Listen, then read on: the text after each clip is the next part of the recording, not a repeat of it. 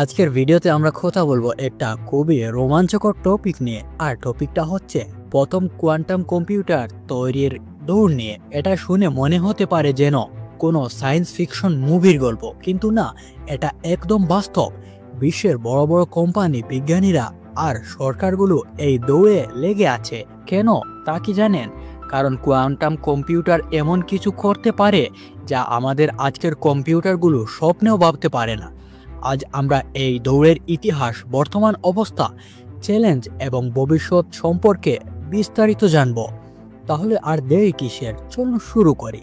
যদি তোমার বিজ্ঞান পছন্দ হয় তাহলে এই ভিডিওটা তোমার জন্য। লাইক করো, সাবস্ক্রাইব করো। প্রথমেই বোঝা যাক কোয়ান্টাম কম্পিউটার আসলে কি। আমাদের সাধারণ কম্পিউটার, ল্যাপটপ, মোবাইল এই সব কিছুই সংরক্ষণ হয় বিট দিয়ে।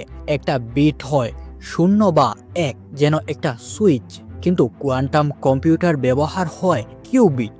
এই কিউবিটটা অসাধারণ, কারণ এটা একসাথে 0 আর 1 দুটি হতে পারে। এটাকে বলে সুপার পজিশন।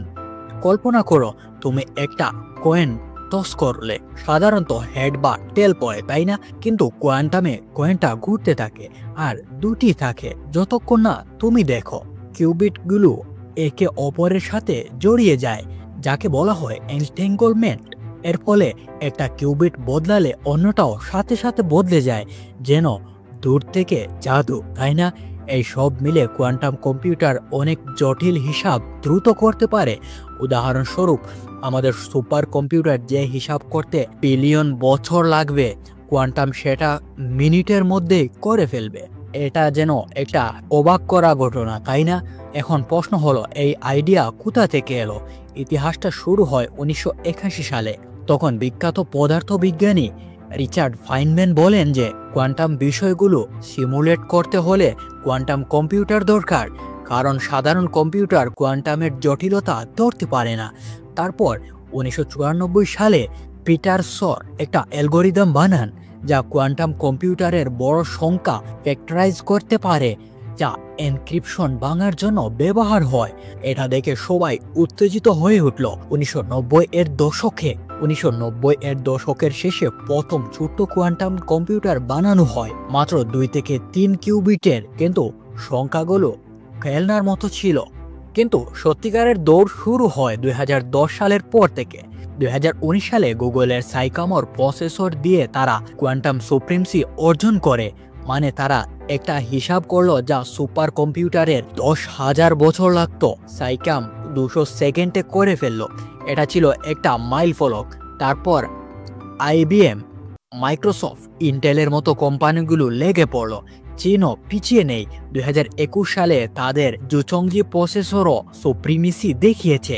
এখন 2025 সালে এই দৌড় আরো তীব্র হয়েছে। পুরো বিশ্বে $50 বিলিয়ন বেশি বিনিয়োগ হচ্ছে এই কোয়ান্টামে। চলো এখন দেখি কোন কোন কোম্পানি আর কোন কোন দেশ এই দৌড়ে এগিয়ে। প্রথমেই আইবিএম এর কোয়ান্টাম রোডম্যাপ অনেক স্পষ্ট। 2025 সালে তারা লুন প্রসেসর বানাবে যা ফ্রন্ট টলারেন্ট কম্পিউটারের জন্য টেস্ট করবে। কন্ডর প্রসেসরে 1121 কিউবিট আছে।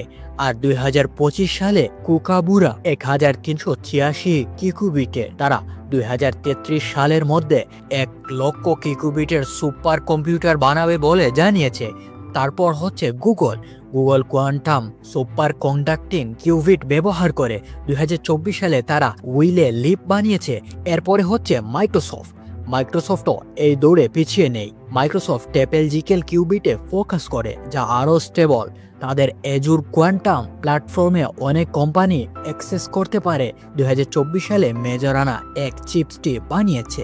ইন্টেল এই দৌড়ে পিছিয়ে নেই, ইন্টেলও এই দৌড়ে এগিয়ে আছে। এছাড়া বিশ্বের আরও অনেক কোম্পানি এই প্রযুক্তিটি তৈরির ট্রাই করছে। 2024 সালে স্টার্টআপগুলোতে $2 বিলিয়ন বিনিয়োগ হয়েছে। ম্যাককিনসি বলেছে 2035-এ কোয়ান্টাম কম্পিউটারের রেভিনিউ $72 বিলিয়ন হতে পারে। 2025 সালের ইয়ার অফ কোয়ান্টাম সায়েন্স বলা হয়েছে। কিন্তু এই দৌড় অনেক চ্যালেঞ্জের। কিউবিটগুলো খুবই অস্থির, সামান্য শব্দ বা তাপে ভুল করে।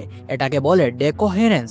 তাই এর কারেকশন দরকার। কয়েকশো কিউবিট বানানো সহজ নয়। সত্যিকার অর্থে এটি পুরোপুরি তৈরি করতে 15-20 বছর লেগে যেতে পারে। আরও একটা সমস্যা আছে, কোয়ান্টাম জবের অভাব। 2025 সালে অর্ধেক জব ফিল করা হবে না। এই কোয়ান্টাম টেকনোলজি নিয়ে আপনার মতামত কি অবশ্যই জানাবেন। ধন্যবাদ।